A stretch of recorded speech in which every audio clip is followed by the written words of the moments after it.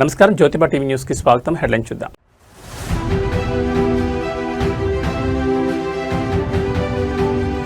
విజయవాడలో అంతర్జాతీయ యోగా దినోత్సవ వేడుకలు. బాబా రామ్దేవ్తో కలిసి మంత్రి లోకేష్ యోగాసనాలు.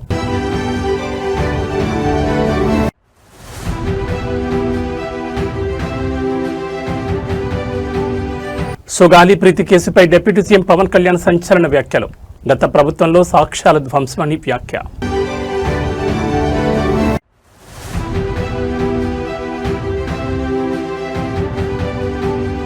జేఈఈ ఫలితాల్లో తెలంగాణ విద్యార్థి సంచలనం.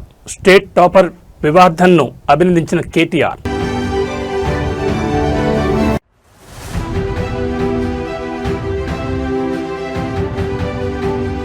రాబోయే దశాబ్దం ఒడిశా చరిత్రలోని సువర్ణాధ్యాయం. 2036 మైలురాయిపై ప్రధాని కీలక వ్యాఖ్యలు. ఇక డీటెయిల్స్ చూస్తే అంతర్జాతీయ యోగా దినోత్సవం సందర్భంగా విజయవాడలో అత్యంత ఆసక్తికరమైన సందడి వాతావరణం చోటు చేసుకుంది. ప్రముఖ యోగా గురు బాబా రామ్దేవ్ సమక్షంలో జరిగిన ఈ వేడుకలో ఏపీ ఐటీ విద్యాశాఖ మంత్రి నారా లోకేష్ ప్రత్యేక ఆకర్షణగా నిలిచారు. వేదికపై బాబా రామ్దేవ్తో కలిసి నారా లోకేష్ అత్యంత ఉత్సాహంగా ఫ్లెక్సిబుల్గా పలు కఠినమైన యోగాసనాలు వేశారు. లోకేష్ అంత యాక్టివ్గా ఆసనాలు వేస్తుండడానికి పక్కనే ఉండి గమనించిన ముఖ్యమంత్రి చంద్రబాబు నాయుడు ముఖంలో పెద్ద ఎత్తున నవ్వులు విరిశాయి. ఒక తండ్రిగా రాష్ట్ర ముఖ్యమంత్రిగా చంద్రబాబు మురిసిపోయిన ఆ అరుదైన దృశ్యాలు ఇప్పుడు నెట్టింట విపరీతంగా వైరల్ అవుతున్నాయి. అంతర్జాతీయ యోగా దినోత్సవాన్ని పురస్కరించుకుని విజయవాడలో రాష్ట్ర ప్రభుత్వం అధికారికంగా భారీ కార్యక్రమం ఏర్పాటు చేసింది. ఈ కార్యక్రమానికి పతంజలి పీఠాధిపతి బాబా రామ్దేవ్ ముఖ్య అతిథిగా హాజరై అందరితో యోగాసనాలు వేయించారు. ఈ క్రమంలో వేదికపై ఉన్న మంత్రి నారా లోకేష్ను బాబా రామ్దేవ్ ప్రత్యేకంగా పిలిచి కొన్ని ముఖ్యమైన ఆసనాలు వేయించారు. బాబా రామ్దేవ్ చెప్పిన సూచనలను తూచా తప్పకుండా పాటిస్తూ లోకేష్ చాలా ఈజీగా ఆసనాలు వేసి అందరినీ ఆశ్చర్యపరిచారు. నిత్యం రాజకీయాల్లో ప్రజాపనుల్లో బిజీగా ఉండే లోకేష్ తన ఫిట్నెస్ ను ఏ స్థాయిలో మెయింటైన్ చేస్తున్నారో ఈ యోగా వేడుకతో మరోసారి స్పష్టమైంది. కొడుకు ఎంతో ఉత్సాహంగా యోగా చేస్తుంటే పక్కనే కూర్చున్న సీఎం చంద్రబాబు నాయుడు ఎంతో సంతోషంగా నవ్వుతూ ఆయన చూసి మురిసిపోవడం అక్కడున్న వారందరినీ ఆకట్టుకుంది. యోగా ద్వారా మానసిక ప్రశాంతత, శారీరక దృఢత్వం లభిస్తుందని, ప్రతి ఒక్కరూ దీన్ని నిత్య జీవితంలో భాగం చేసుకోవాలని ఈ సందర్భంగా నేతలు పిలుపునిచ్చారు. लोकेश जी, you come here. थोड़ा आचार्य जी आप पीछे आ जाओ थोड़ा. ना आप आगे आना. हाँ. नारा लोकेश जी and Swami Ramdev both are practicing power yoga practice. Come. आ जाओ ऐसे आओ. ऐसे आओ. हाँ चलो.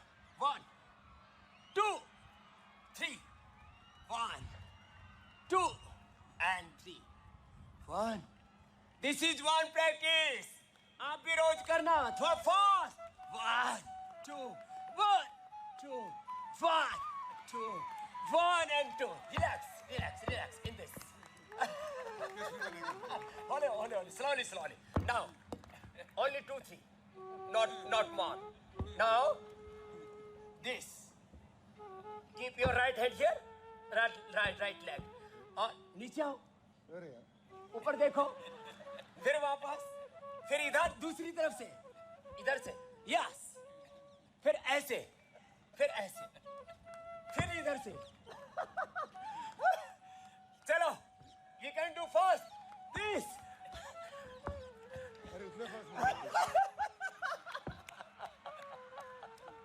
Very good. Now, one is enough. This. Take a deep breath, raise your body upside, then exhale the breath, come back to in the normal position. Now we are doing this 10 times only. अरे जोरदार ताली बजाओ लोकेश नारा जी के लिए. हाँ, ये ऐसे, this, very good. एक बार जोरदार तालियां. अभी रुको. Only one practice. This.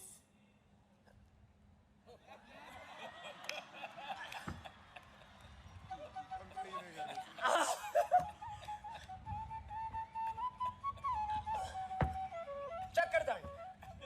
This.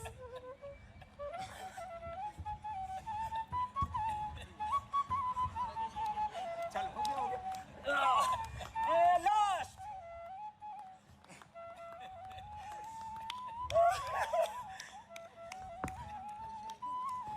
चलो जोरदार तालियां. जोरदार तालियां हो जाए. इनको आज पावर दी है ना. but he's very powerful guy. तो अब देखो, हाँ, लोकेश जी, you come here. थोड़ा आचार्य जी आप पीछे आ जाओ थोड़ा. ना आप आगे आना. हाँ. Nara Lokesh ji and Swami Ramdev both are practicing power yoga practice. Come, आ जाओ, ऐसे आओ. हाँ चलो. 1, 2, 3. 1, 2, and 3. 1. This is one practice. आप भी रोज करना. थोड़ा fast. 1, 2, 1, 2, 1, 2, 1 and 2. Relax in this. Hold on. Slowly. Now, only 2, 3. Not more. Now, this. Keep your right hand here. Right leg. और नीचे आओ. ऊपर देखो. फिर वापस. फिर इधर दूसरी तरफ से. इधर से. Yes. फिर ऐसे. फिर इधर से. चलो, you can do fast. This.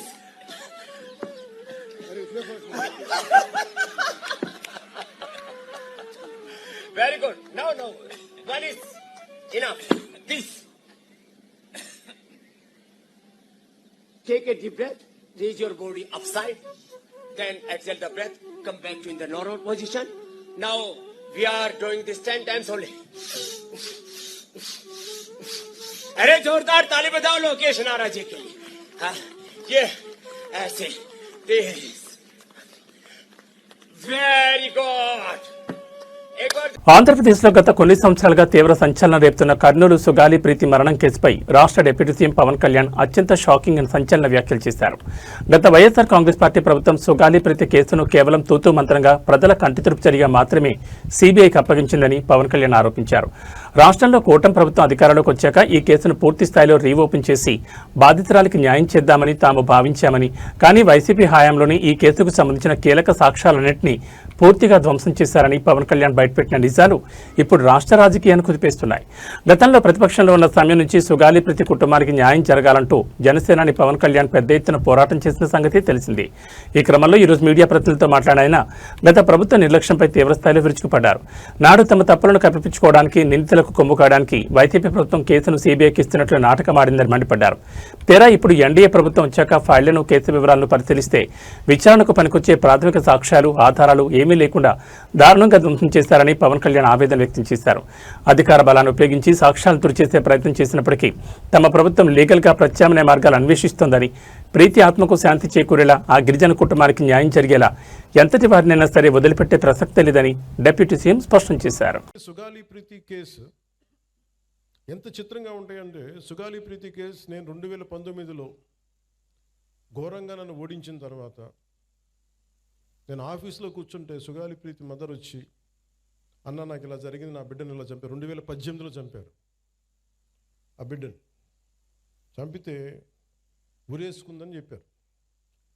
నేను కూర్చోబెట్టి సోషల్ మీడియా ట్రయల్స్ చేయలేను. లా అండ్ ఆర్డర్ ఎలా ఉంటుందంటే ఓన్లీ సాక్ష్యాధారాల మీద ఆధారపడి నేను కూర్చోబెట్టి వీళ్ళ మీద బ్లేమ్ చేయలేను. వీళ్ళు తప్పు చేశారు. ఎందుకు మాట్లాడతాను? ఇందాక గంజాయి తీసుకొని కొట్టారంటే మీరు గంజాయి తీసుకోవడం చూసారని ఎందుకు అడిగానంటే, నేను అంత నిక్కచ్చిగా ఉండాలి.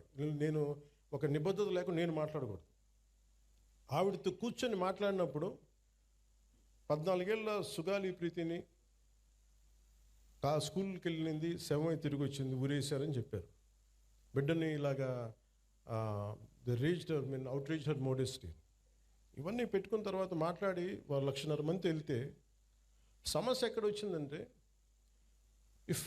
ఎవరైతే కుటుంబం దెబ్బతిన్నారో వాళ్ళు ఏ పరిస్థితుల్లో మరి ఏం జరిగిందో తెలియదు. కానీ సిబిఐకి వెళ్ళా 2019-24లో సిబిఐకి వెళ్ళా ఇమ్మని మేము 1,00,000 మందితో చేస్తే వైసీపీ గవర్నమెంట్ సిబిఐకి ఇచ్చినట్టు ఇచ్చి ఊరిని ఒక తూతూ మంత్రంగా లెటర్ రాసి వదిలేశారు.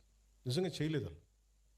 మళ్ళీ వచ్చి ఇప్పుడు నేను వచ్చి ఫస్ట్ కేసు అదే తీసుకుందామంటే సాక్ష్యాధారాలన్నీ లాస్ట్ గవర్నమెంట్లో చెడిపేశారు.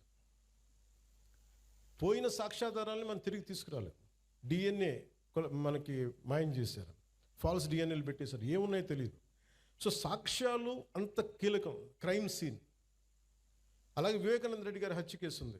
దేశవ్యాప్తంగా అత్యంత కఠినమైన పరీక్షలుగా భావించే జేఈఈ మెయిన్స్ మరియు అడ్వాన్స్డ్ ఫలితాల్లో మన తెలంగాణ విద్యార్థి అద్భుత ప్రతిభ కనబరిచారు. జేఈఈ మెయిన్ పరీక్షల్లో 100కు 100% అంటే 100% స్కోర్ సాధించడంతో పాటు జేఈఈ అడ్వాన్స్డ్లో ఆల్ ఇండియా 61వ ర్యాంక్ సాధించి తెలంగాణ స్టేట్ టాపర్గా నిలిచారు వివర్ధన్ ఎస్ మహేశ్వరి.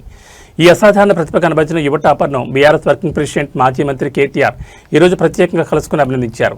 వివర్ధన్కు శాలువా కప్పి మెమెంటో అందజేసి ఘనంగా సత్కరించారు. తెలంగాణ రాష్ట్రం నుంచి జేఈఈ పరీక్షలో టాపర్గా నిలిచిన వివర్ధన్ సాధించిన విజయానికి ఐటీ హబ్ నగరంలో ప్రశంసల జట్లు కురుస్తోంది. ఈ క్రమంలోనే వివర్ధన్ ప్రతిభను గుర్తించిన కేటీఆర్ ఆయన్ను తన నివాసానికి ఆహ్వానించి ప్రత్యేకంగా అభినందించారు. ఉన్నత చదువుల్లో మరింత రాణించి దేశం గర్వించదగ్గ స్థాయికి ఎదగాలని ఆకాంక్షించారు. కేటీఆర్ సత్కారంపై టాపర్ వివర్ధన్ ఎంతో సంతోషం వ్యక్తం చేశారు. కేటీఆర్ సార్ను కలవడం నాకు దక్కిన గొప్ప అనుభవంగా గౌరవంగా భావిస్తున్నాను. ఆయన మాట్లాడిన మాటలు నాలో సరికొత్త స్ఫూర్తి నింపాయి. విజయం అనేది కేవలం మార్కులు, ర్యాంకులు లేదా ఫలితాలకే పరిమితం కాదని, జీవితంలో క్రమశిక్షణతో ఉండడం, స్థిరత్వాన్ని ప్రదర్శించడం మరియు పరిమితులకు లోబడకుండా ఆలోచించడమే అసలైన విజయమని కేటీఆర్ సార్ నాకు గుర్తు చేశారు. ఆయన ఇచ్చిన గైడెన్స్ నా భవిష్యత్ ప్రయాణానికి ఎంతో ఉపయోగపడుతుందని వివర్ధన్ ఎమోషనల్గా పంచుకున్నారు. దేశంలోనే టాప్ ర్యాంక్ సాధించి తెలంగాణ సత్తాను చాటిన వివర్ధన్ ఎస్ మహేశ్వరి భవిష్యత్తులో మరిన్ని ఉన్నత శిఖరాలను అధిరోహించాలని అందరూ కోరుకుంటున్నారు.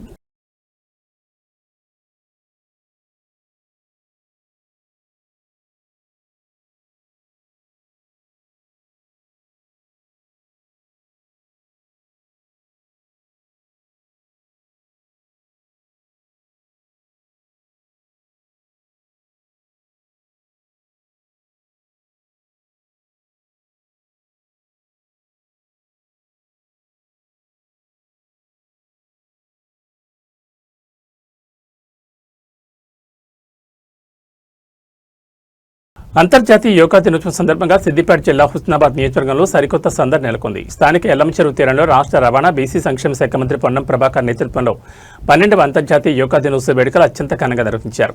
ఈ వేడుకల్లో మంత్రి పొన్నం ప్రభాకర్ స్వయంగా పాల్గొని స్థానిక యువత, విద్యార్థులు మరియు యోగా సాధకులతో కలిసి పలు ఆసనాలు వేశారు. యోగా ప్రాధాన్యతను వివరిస్తూ హుస్నాబాద్ ప్రజల కోసం ఆయన ఒక అదిరిపోయే ప్రకటన చేశారు.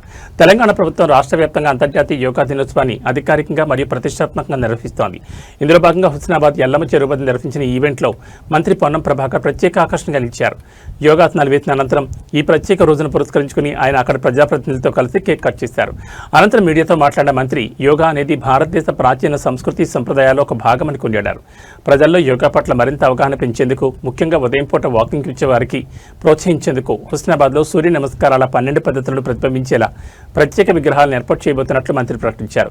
వయసుతో సంబంధం లేకుండా శారీరక, మానసిక దృఢత్వం కోసం ప్రతి ఒక్కరూ ప్రతిరోజు యోగాను తమ దినచర్యలో భాగం చేసుకోవాలని, అప్పుడే healthy Husnabad, healthy Telangana, healthy India సాధ్యమవుతుందని మంత్రి పొన్నం పిలుపునిచ్చారు. హుస్నాబాద్లో సూర్య నమస్కారాల విగ్రహాలను ఏర్పాటు చేస్తామన్న మంత్రి పొన్నం ప్రభాకర్ నిర్ణయంపై స్థానిక ప్రజలు, మార్నింగ్ వాకర్స్ హర్షం వ్యక్తం చేస్తున్నారు.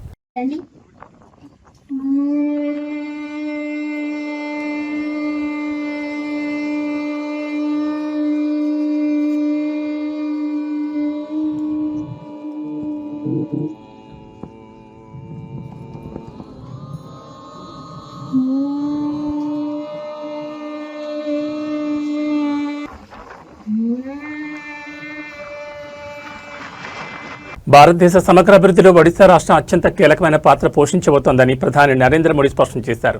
ఒడిశా ప్రగతితోనే నవభారత్ నిర్మాణం సాధ్యమవుతుందని ఆయన పేర్కొన్నారు. అటు 2036లో ఒడిశా రాష్ట్రం 100 ఏళ్ల మైలురాయిని, ఇటు 2047లో దేశం స్వాతంత్ర్య శతాబ్ది వేడుకలు జరుపుకోనున్న నేపథ్యంలో ఒడిశా సాధించే వృద్ధి దేశ ప్రగతిని సరికొత్త శిఖరాలకు చేరుస్తుందని ప్రధాని ఆశాభావం వ్యక్తం చేశారు. ఇదే సమయంలో నేడు జూన్ 21 అంతర్జాతీయ యోగా దినోత్సవాన్ని పురస్కరించుకుని దేశ ప్రజలందరూ పెద్ద సంఖ్యలో యోగా వేడుకల్లో పాల్గొని ఆరోగ్య భారతాన్ని నిర్మించాలని పిలుపునిచ్చారు. కేంద్రంలో మరియు ఒడిశాలో డబుల్ ఇంజన్ సర్కార్ వేగంగా అడుగులు వేస్తున్న తరుణంలో ప్రధాని మోడీ చేసిన వ్యాఖ్యలు ప్రాధాన్యత సంతరించుకున్నాయి.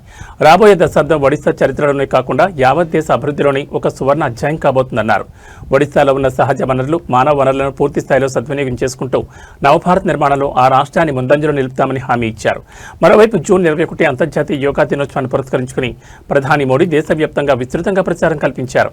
యోగా అనేది కేవలం ఒక వ్యాయామం మాత్రమే కాదని, అది శారీరక, మానసిక సంపూర్ణ ఆరోగ్యానికి మార్గం మార్గమని ప్రధాని గుర్తు చేశారు. ప్రపంచవ్యాప్తంగా భారత్ అందించిన ఈ అద్భుత విద్యను ప్రతి ఒక్కరూ ఆదరిస్తూ నేడు జరిగే ప్రత్యేక యోగా ప్రదర్శనలో భాగస్వాములు కావాలని దేశ ప్రజలకు యువతకు పిలుపునిచ్చారు.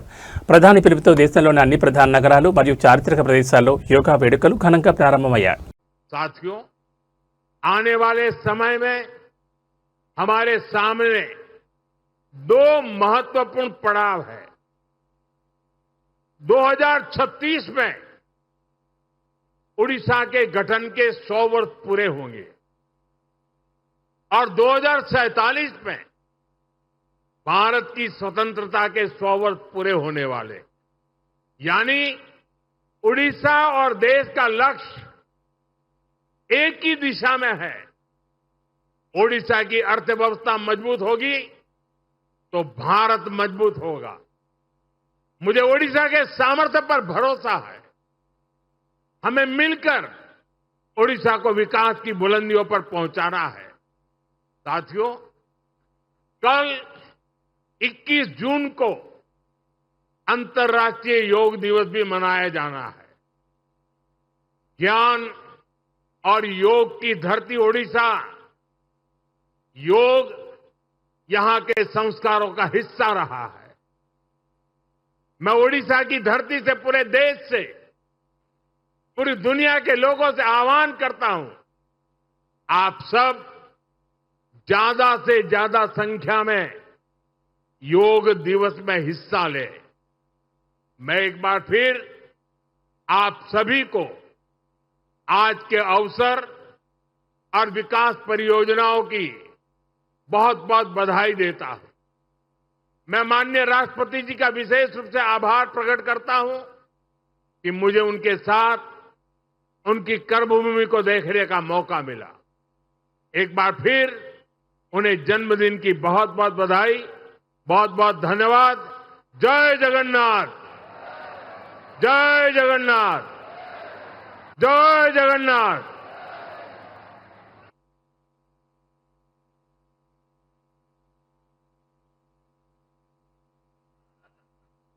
माननीय प्रधानमंत्री जी के प्रेरणादायी उद्बोधन हेतु हम हृदय से उनका हार्दिक धन्यवाद ज्ञापन करते हैं. मयूरभंजर माटी आज गर्वित. भारतर सर्वोच्च सांविधानिक पदवी को निजर निष्ठा, सरलता और सेवा भाव में अलंकृत करुथिबा माननीय राष्ट्रपति श्रीमती द्रौपदी मुर्मू महोदया आज समग्र देश पई प्रेरणा साजिंचंती. जोरदार करताली देई ఆంధ్రప్రదేశ్లో విజయవాడ కృష్ణలంక పోలీస్ స్టేషన్ పరిధిలో చోటు చేసుకున్న గాదే సాయికృష్ణ లాకప్ డెత్ వ్యవహారం తీవ్ర రాజకీయ దుమారం రేపుతోంది. ఈ దారుణ ఘటనకు నిరసనగా బాధిత కుటుంబానికి న్యాయం చేయాలంటూ తిరుపతిలో వైఎస్ఆర్ కాంగ్రెస్ పార్టీ భారీ ఎత్తున రోడ్డుపైకి వచ్చింది. శాంతి భద్రతలను కాపాడడంలో ఘోరంగా విఫలమైన రాష్ట్ర హోంమంత్రి వెంగళపూడి అనిత తక్షణమే తన పదవికి రాజీనామా చేయాలని వైసీపీ సీనియర్ నేత భూమన కరుణాకర్ డిమాండ్ చేశారు. సాయికృష్ణ తల్లికి సంఘీభావంగా తిరుపతిలో నిర్వహించిన భారీ నిరసన ర్యాలీలో ఆయన కూటమి ప్రభుత్వంపై తీవ్రస్థాయిలో విరుచుకుపడ్డారు. విజయవాడ కృష్ణలంక పోలీస్ స్టేషన్లో విచారణ ఖైదీ గాది సాయికృష్ణ అనుమానాస్పద స్థితిలో ప్రాణాలు కోల్పోవడం, ఆపై సాక్ష్యాలను మాయం చేసే ప్రయత్నం జరిగిందనే ఆరోపణల నేపథ్యంలో వైసీపీ శ్రేణులు నిరసన బాటపట్టాయి. తిరుపతిలోని అనంత వీధి నుంచి ప్రారంభమైన ఈ భారీ నిరసన ర్యాలీ గాంధీ రోడ్, పోలమఠం వరకు కొనసాగింది. ఈ సందర్భంగా మాట్లాడిన భూమన కరుణాకర్ రెడ్డి రాష్ట్రంలో కూటమి ప్రభుత్వం అధికారంలోకి వచ్చిన నాటి నుంచి కక్ష సాధింపు చర్యలు ఏ స్థాయిలో సాగుతున్నాయో ప్రజలందరూ గమనిస్తున్నారని మండిపడ్డారు. అనంతపురం జిల్లాలో ఒక దళిత మహిళ కుటుంబానికి జరిగిన లాకప్ డెత్ ఘటన మరవకముందే రాష్ట్రంలో ఇలాంటి అరాచకాల వరుసగా పునరావృతమవుతున్నాయని ఆవేదన వ్యక్తం చేశారు. కృష్ణలంక పిఎస్లో జరిగిన ఈ ఘోరానికి కేవలం సస్పెండ్ అయిన సీఐ ఒక్కరే బాధ్యుడు కాదని, ఆయన వెనుక ఉండి నడిపించిన రాజకీయ పెద్దలు, ఉన్నతాధికారులు ప్రతి ఒక్కరిపై చర్యలు తీసుకోవాలన్నారు. ఈ కేసులో నిజాలు బయటకు రావాలంటే తక్షణమే సిబిఐ విచారణ జరిపించాలని, బాధితుడి తల్లికి న్యాయం జరిగే వరకు తాము పోరాటం ఆపబోమని స్పష్టం చేశారు.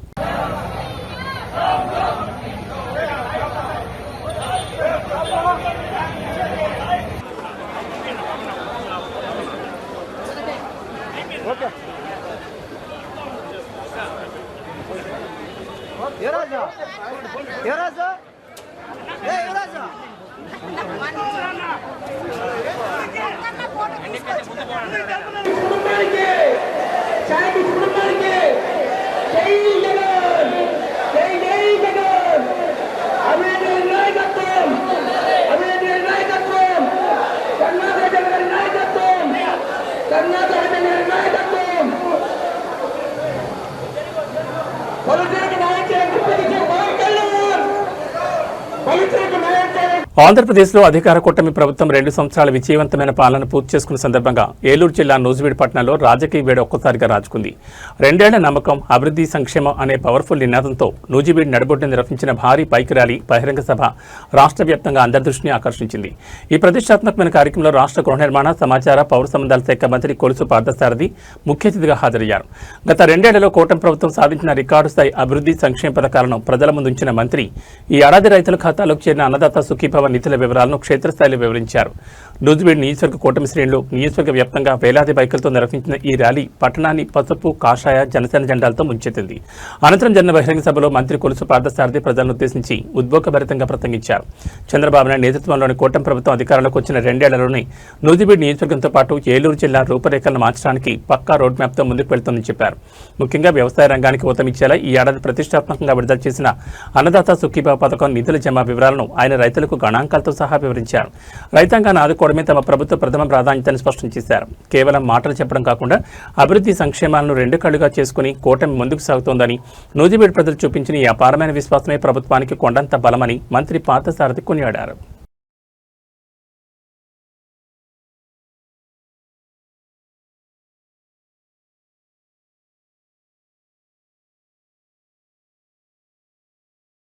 తెలంగాణ రాజకీయాల్లో జనసేన అధినేత పవన్ కళ్యాణ్ పర్యటనలు, ఆయన చేసిన వ్యాఖ్యలపై అధికార ప్రతిపక్షాల మధ్య మాటల యుద్ధం ముదిరిపాకాన పడింది.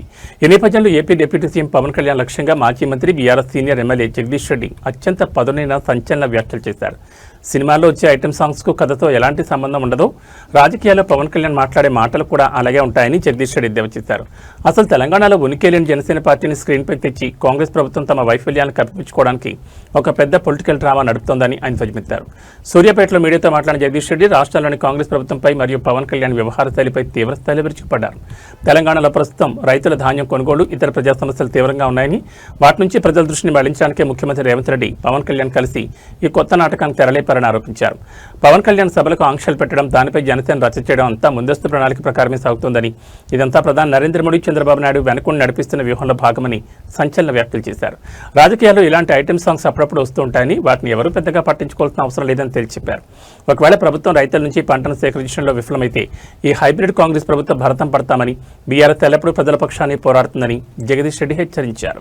అది లేని పార్టీ గురించి వెళ్ళి మీరు మాట్లాడమంటే నేను ఏం మాట్లాడాలి? తెలంగాణలో లేని పార్టీ, పైగా ఆయన మాట్లాడే మాటలు కొన్నిసార్లు చూస్తే ఈ ఐటమ్ సాంగ్ లాగా ఉంటాయి. సినిమాల్లో ఐటమ్ సాంగ్స్ అని పెడతారు అప్పుడప్పుడు మధ్యలో ఎక్కడన్నా. వాస్తవానికి ఆ కథకు సాంగ్కి సంబంధం ఉండదు. ఆ పాటకి ఆ పాట వరకే వస్తాయి, ఆ పాత్ర వచ్చిపోతుంటాయి. ఈ మాటలు కూడా గంతే ఉన్నాయి తప్ప అంతకుమించి ఏం లేవు. దాంట్లో లేనితోటి సృష్టించి ఆయన వచ్చినట్టు, నేను ఆపినట్టు, నేను సంగతి చేస్తే చూస్తాను, రోజుపేట సంగతి చూస్తాను అన్నట్టు కూడా ఆపినట్టు, వీళ్ళు కథలు, డ్రామాలు. ఇద్దరు కాంగ్రెసు, జనసేన, చంద్రబాబు, మోడీ అంత కలిసి ఆడుతున్న నాటకాలు తప్ప ఇలా కొత్తగా ఏం లేదు. ఈ అప్పుడప్పుడు ఇట్లాంటి ఐటెం సాంగ్లు పాడిపోతుంటారు. ఇవి పెద్ద సమస్య కావు. తెలంగాణలో పట్టించుకోవాల్సిన అవసరమే లేదు నా దృష్టిలో వాస్తవానికి. హైదరాబాద్లో చెరువుల ఆక్రమణదారులు, ల్యాండ్ గ్రాబర్స్ గుండెల్లో రైళ్లు పరిగెత్తిస్తున్న హైడ్రా కూల్చివేతలపై ఆ సంస్థ కమిషనర్ ఏవి రంగనాథ్ అత్యంత కీలకమైన వివరణ ఇచ్చారు. హైడ్రా రాత్రికి రాత్రి వచ్చి ఇళ్లను కూల్చేదని, ముఖ్యంగా పేదలు కట్టుకుని ఇళ్ల జోలికి అస్సలు వెళ్లబోదని ఆయన స్పష్టం చేశారు. ఏదైనా ఒక ప్రాంతాల్లో చర్యలు తీసుకునే ముందు అన్ని రెవెన్యూ, ఇరిగేషన్ రికార్డులను పక్కాగా పరిశీలించి ఆక్రమణలు ఉన్నాయని పూర్తిగా నిర్ధారించుకున్న తర్వాతే రంగంలోకి దిగుతామని రంగనాథ్ తేల్చి చెప్పారు. ఇప్పటివరకు సుమారు 2450 ఎకరాల ప్రభుత్వ భూమిని కబ్జాదారుల చెర నుంచి విముక్తి చేశామని, చెరువులు, నాలాల పరిరక్షణకు తమ సంస్థ పూర్తిగా కట్టుబడిందని ప్రకటించారు. హైడ్రా ఏర్పడిన తర్వాత నగరంలో రియల్ ఎస్టేట్, చెరువుల పరిరక్షణపై పెద్ద ఎత్తున చర్చ జరుగుతోంది. ఈ నేపథ్యంలో కొంతమంది కావాలనే ప్రభుత్వంపై, హైడ్రాపై దుష్ప్రచారం చేస్తున్నారని కమిషనర్ మండిపడ్డారు. హైడ్రా లక్ష్యం సామాన్యులను ఇబ్బంది పెట్టడం కాదని, చెరువుల FTL బఫర్ జోన్లను మింగేస్తూ 100 కోట్లు కొల్లగొడుతున్న పెద్ద తిమింగలాలనే తాము టార్గెట్ చేస్తున్నామని రంగనాథ్ వివరించారు. సంగారెడ్డి, ఐలాపూర్ లాంటి ప్రాంతాల్లో 100 ఎకరాల ప్రభుత్వ భూమిని కాపాడామని, అక్రమ కట్టడాల తొలగింపునకు ముందు సుదీర్ఘ అధ్యయనం జరుగుతుందని చెప్పారు.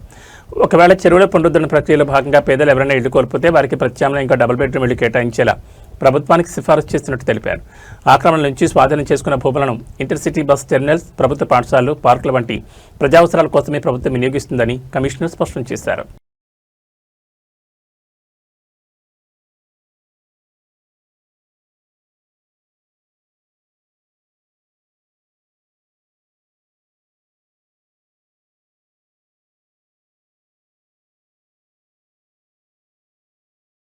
టాలీవుడ్ బాక్సాఫీస్ రికార్డులను తిరగరాసిన రంగస్థలం చిత్రం తర్వాత global star Ram Charan creative genius Sukumar కాంబినేషన్లో అనౌన్స్ అయిన RC-17 ప్రాజెక్ట్ కోసం మేఘాభిమానులు ఎంతగానో ఎదురు చూస్తున్నారు. అయితే ఈ సినిమా రెగ్యులర్ షూటింగ్ సంబంధించి ఫిల్మ్ నగర్ సర్కిల్స్ నుంచి ఒక షాకింగ్ అప్డేట్ బయటకు వచ్చింది. ఈ క్రేజీ ప్రాజెక్ట్ సెట్స్ పైకి వెళ్లడం అనుకున్న దానికంటే కాస్త ఆలస్యం కానుందని సమాచారం. దసరా పండుగ తర్వాతే ఈ సినిమా రెగ్యులర్ షూటింగ్ ప్రారంభం కానుందట. రామ్ చరణ్ నటిస్తున్న తాజా స్పోర్ట్స్ యాక్షన్ డ్రామా పెద్ది చిత్రీకరణ సమయంలో ఆయన చేతికి గాయమైన సంగతి తెలిసిందే. అప్పట్లో మెడికల్ టీం వెంటనే సర్జరీ రికమెండ్ చేసినప్పటికీ సినిమా ప్రమోషన్స్ దెబ్బతినకూడదనే ఉద్దేశంతో చరణ్ సర్జరీని హోల్డ్లో పెట్టారు. అయితే తాజా సమాచారం ప్రకారం చరణ్ త్వరలోని ఈ చేతి గాయానికి సర్జరీ చేయించుకోబోతున్నారు. సర్జరీ పూర్తయ్యాక వైద్యుల సలహా మేరకు ఆయన కనీసం 2 నుంచి 3 నెలల పాటు పూర్తిగా విశ్రాంతి తీసుకోనున్నారు. ఈ గ్యాప్ను డైరెక్టర్ సుకుమార్ పక్కాగా ప్లాన్ చేస్తున్నారు.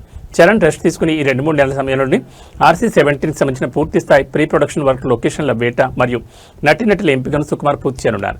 అంతా అనుకున్నట్లు జరిగితే దసరా పండుగ కానుక ఈ చిత్రం గ్రాండ్గా పట్టాలెక్కనుంది. రంగస్థలం మ్యాజిక్ను రిపీట్ చేసేందుకు సుకుమార్ ఈసారి అంతకుమించిన పవర్ఫుల్ స్క్రిప్ట్తో రెడీ అవుతున్నట్లు టాక్. చరణ్ సర్జరీ విజయవంతమై ఆయన త్వరగా కోలుకోవాలని అందరూ కోరుకుంటున్నారు.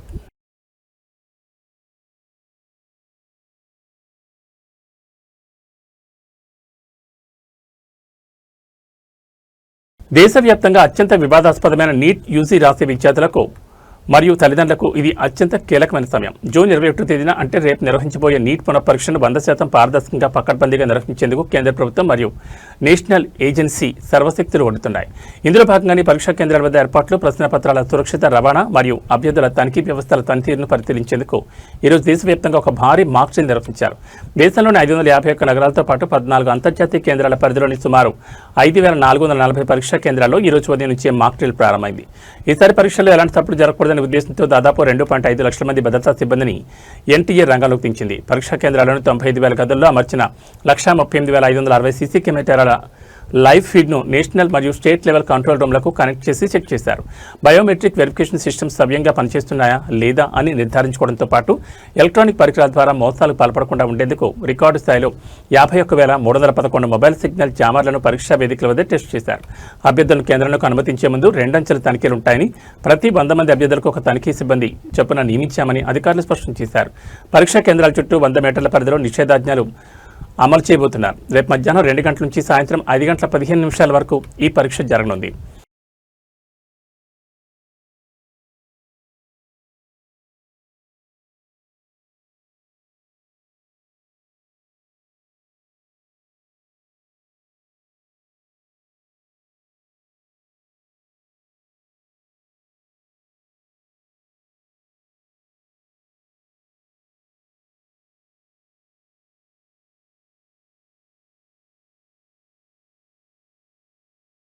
ఇక వాతావరణ విషయానికి వస్తే ఆంధ్రప్రదేశ్, తెలంగాణ రాష్ట్రాల్లోని పలు ప్రధాన నగరాలు మరియు జిల్లాల్లో నిన్న రాత్రి నుంచి తెల్లవారుజాము వరకు ఎడతెరిపి లేకుండా భారీ వర్షం కురిసింది. ఏపీలోని విశాఖపట్నం, తెలంగాణలోని హైదరాబాద్, వరంగల్ తదితర నగరాల్లో కురిసిన కుండపోత వర్షానికి లోతట్టు ప్రాంతాలు పూర్తిగా జలమయమయ్యాయి. రాబోయే మరో 3 గంటల్లో ఆంధ్రప్రదేశ్లోని పలు జిల్లాల్లో భారీ నుంచి అతి భారీ వర్షాలు కురిసే అవకాశం ఉందని విపత్తుల నిర్వహణ సంస్థ హెచ్చరించింది. అటు భాగ్యనగరాన్ని ఈ రోజు ఉదయాన్నే భారీ వర్షం నిద్రలేపింది. నగరంలోని ప్రధాన రహదారులు, చెరువులను తలపిస్తుండటంతో వాహనదారులు తీవ్ర ఇబ్బందులు పడుతున్నారు. కోస్తాంధ్రలో వాతావరణం ఒక్కసారిగా మారిపోయింది. రాబోయే కొన్ని గంటల్లో పశ్చిమ గోదావరి, ఏలూరు, ఎన్టీఆర్, కృష్ణా జిల్లాలో భారీ వర్షాలు కురిసే అవకాశం ఉండడంతో అధికారులు ఆరెంజ్ అలర్ట్ జారీ చేశారు. అలాగే కాకినాడ, తూర్పుగోదావరి జిల్లాలకు ఎల్లో అలర్ట్ ప్రకటించారు. ముఖ్యంగా మచిలీపట్నం, ఏలూరు, నరసాపురం, దివిసీమ, గుడివాడ, భీమడోలు పరిసర ప్రాంతాల ప్రజలు అప్రమత్తంగా ఉండాలని, తీవ్రమైన పిడుగులు పడే అవకాశం ఉందని వాతావరణ శాఖ హెచ్చరించింది. ఇక తెలంగాణ విషయానికి వస్తే రాజధాని హైదరాబాద్ను ఉదయాన్నే వర్షం ముంచెత్తింది. నగర శివారుతో పాటు ఎల్బీ నగర్, దిల్సుఖ్ నగర్, నాంపల్లి, కోటి, లకడికపూల్, పంజాగుట్ట పరిసరాల్లో వర్షం కుండపోతగా కురిసింది. జూబ్లీహిల్స్లోని కృష్ణానగర్, డౌన్ ప్రాంతాల్లో వరద నీరు రోడ్లపై ఉధృతంగా పారుతోంది. ఉదయాన్నే ఆఫీసులకు, పనులకు వెళ్లే ఉద్యోగులు, కార్మికులు తీవ్ర ఇబ్బందులు ఎదుర్కొన్నారు. ఈ వర్షం ఉప్పల్, మేడ్చల్, ఇటు ఇబ్రహీంపట్నం, షాద్నగర్ వైపు కూడా విస్తరించే అవకాశం ఉందని వాతావరణ శాఖ నిపుణులు అంచనా వేస్తున్నారు.